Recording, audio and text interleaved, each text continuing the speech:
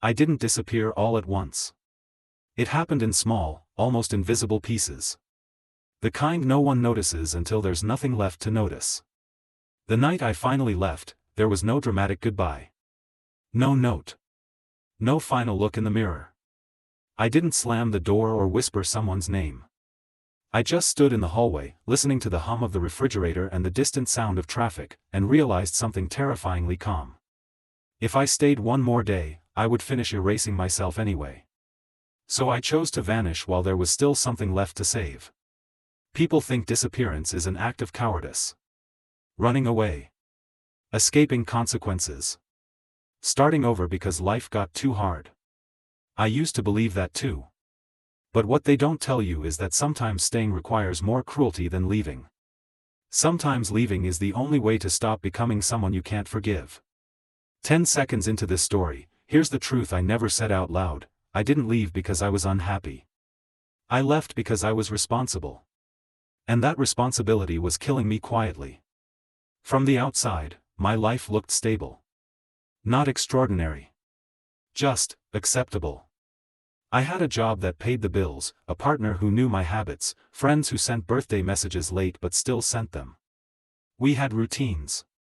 Shared groceries.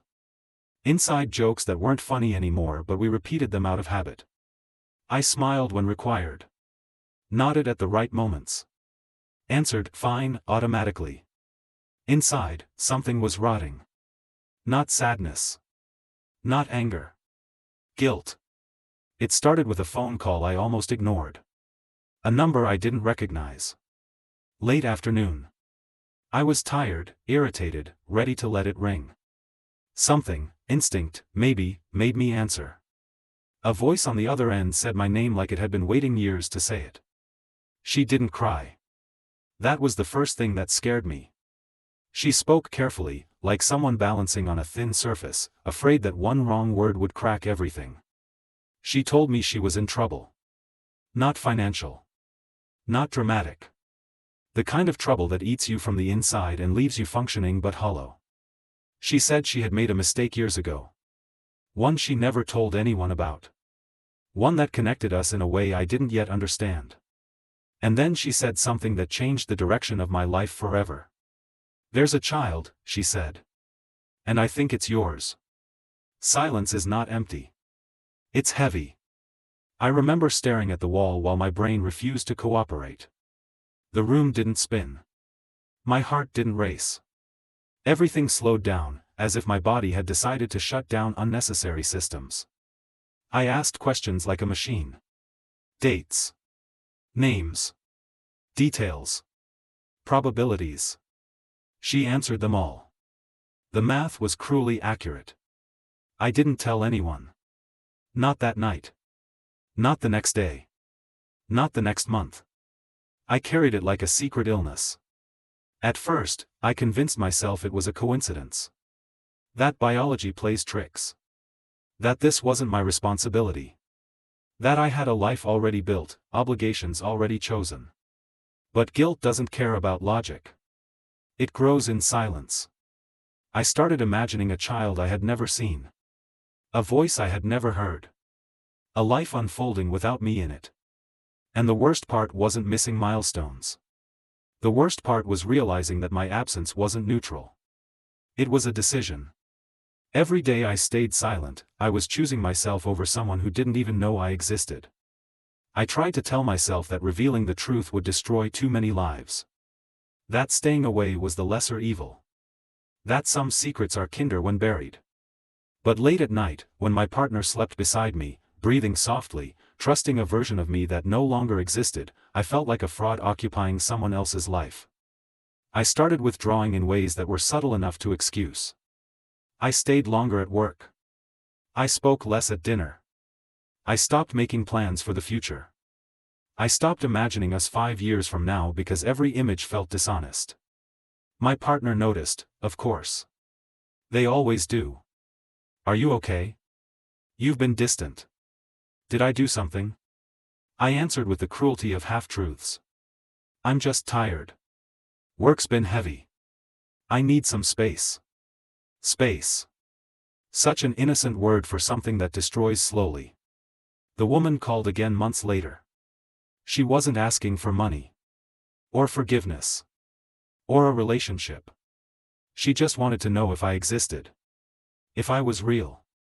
If I would disappear forever. She told me the child asked questions sometimes. Not specific ones. Just the kind children ask when they sense an absence before they understand its meaning. Why don't I look like everyone else? Where did I get my eyes? Do I have someone else somewhere? I imagined a small person forming their identity around a missing shape. A silhouette with no name. And I understood something terrifying. If I stayed in my current life, I would eventually become the kind of person who could live with that. That scared me more than losing everything. The breakdown didn't come with screams or tears. It came with numb clarity. I realized I was living two lives badly instead of one honestly. So I made a decision that would hurt everyone, including myself. I would leave. Not dramatically. Not heroically.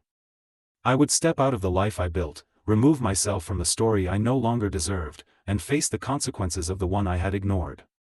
I didn't plan to be forgiven. I planned to be present. The day I left, I packed light. Documents. Clothes. A phone with a new number. I deleted social media. Closed accounts.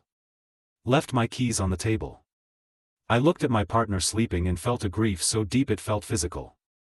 Not because I didn't love them, but because love wasn't enough to justify the lie anymore. I didn't wake them. That's something I still don't know how to forgive myself for. When the door closed behind me, there was no cinematic moment. Just the echo of something ending. I thought disappearing would feel like freedom. It felt like falling without knowing if the ground would ever arrive. And that was only the beginning.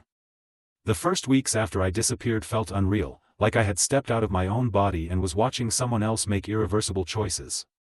I slept in unfamiliar rooms, woke up disoriented, sometimes reaching for a phone that no longer existed. My name felt foreign when I said it out loud, so I stopped saying it. I thought guilt would ease once I acted. It didn't. It just changed shape. Before, guilt was theoretical, an idea, a shadow. Now it had weight. Every step forward meant something behind me was permanently lost. I wasn't just abandoning a comfortable life. I was abandoning a version of myself that believed consequences could be postponed indefinitely. Meeting the child for the first time didn't feel like a revelation. There was no cinematic recognition, no overwhelming emotion. Just a quiet moment where two strangers shared a room and sensed something unspoken connecting them. They didn't look like me in an obvious way. No dramatic resemblance. But there were details, gestures, pauses before speaking, the way they watched the world carefully before engaging with it. Familiar caution. Learned silence. I felt exposed in a way I never had before. You can hide from adults. From expectations. From routines. You cannot hide from a child who doesn't know you're supposed to matter. They didn't call me anything. Not my name. Not a title. Just silence, filled with curiosity. I wasn't sure which hurt more. I had imagined this moment countless times. Prepared speeches. Apologies. Explanations layered with responsibility and regret. None of them survived reality. What do you say to someone whose life you altered by not being there? I'm sorry, sounded obscene. So I did the only honest thing left. I stayed. At first, staying felt like pretending. Like I was an actor learning a role too late in the play. I didn't know the rhythms, the rules, the small details that make up a shared life. I watched more than I spoke. Listened more than I acted. And every night, when I was alone, the weight returned. Because while I was building something fragile and new, I was destroying something else completely. My former life didn't vanish cleanly. It left echoes. Messages that went unanswered. Calls I ignored. A search that likely began quietly and then grew louder. I imagined my partner waking up to an empty space and inventing explanations to survive the shock. I imagined anger replacing confusion. Hurt hardening into something permanent. I told myself they would heal. I told myself this was necessary. But moral choices don't come with receipts. You never get proof that the pain you caused was worth it. That uncertainty is the real punishment. I struggled with identity more than anything. I was no longer who I used to be. That person was tied to routines, relationships, expectations I had severed. But I wasn't fully this new version either. This one felt temporary, provisional, built on apology. I lived carefully, like someone afraid of taking up too much space. The child began speaking to me more. Asking ordinary questions. Harmless ones. About food preferences, about where I lived before, about why adults sometimes look sad for no clear reason. They never asked the question I feared most. Why weren't you here? Children sense which questions carry danger. They wait. That waiting haunted me. At night, I replayed my life like evidence in a trial where I was both judge and accused. Every choice I made suddenly felt heavier in retrospect. Not just the big ones, the small, lazy decisions. The times I chose comfort over honesty. Silence over responsibility. I realized something brutal. I hadn't ruined my life in one moment. I had practiced disappearing long before I actually left. I had disappeared emotionally. Morally. Gradually. Leaving was just the physical confirmation of a process already complete. There were moments I wanted to run again. When the weight of being needed felt unbearable. When the fear of doing damage by staying rivaled the fear of damage already done by leaving. Second chances are not clean slates. They are heavier than first chances because you know exactly what failure costs. One evening, the child asked me if people can change completely. Not improve. Not learn. Change. I didn't answer immediately. Because honesty demanded something uncomfortable. No, I said finally. But we can choose which parts of ourselves we let keep controlling us. They seemed satisfied with that. I wasn't. Because I wasn't sure which parts of me were still in control. The past didn't stop knocking. It never does.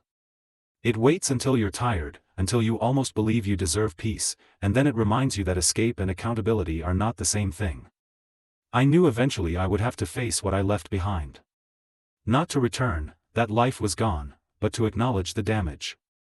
You can't start over honestly while pretending nothing was destroyed. And the truth was, I was terrified. Not of confrontation. Of being seen clearly, without excuses, without context, without the illusion that I was a good person trapped in a bad situation. I wasn't trapped. I chose. And choices, once made, don't dissolve just because time passes. They wait. Patiently. I eventually understood that starting over doesn't erase what you've done. It only removes the noise that once distracted you from it. Time passed differently in my new life. Slower. Heavier. Days weren't filled with plans anymore, just presence. Being there. Showing up. Not disappearing when things became uncomfortable. That sounds simple until you realize how much of adulthood is built on quiet avoidance.